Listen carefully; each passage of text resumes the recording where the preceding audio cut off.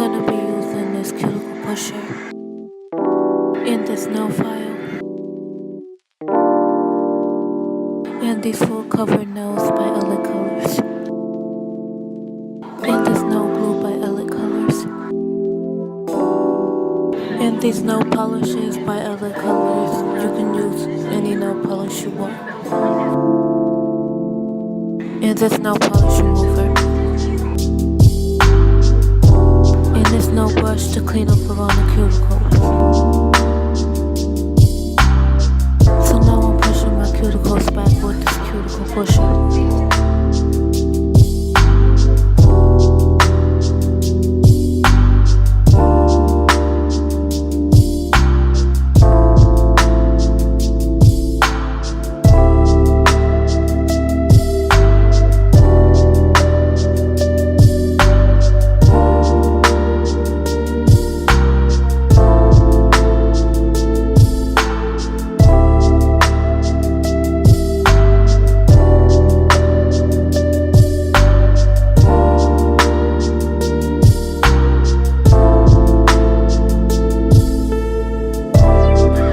Now I'm using this file to remove the shine from my nails.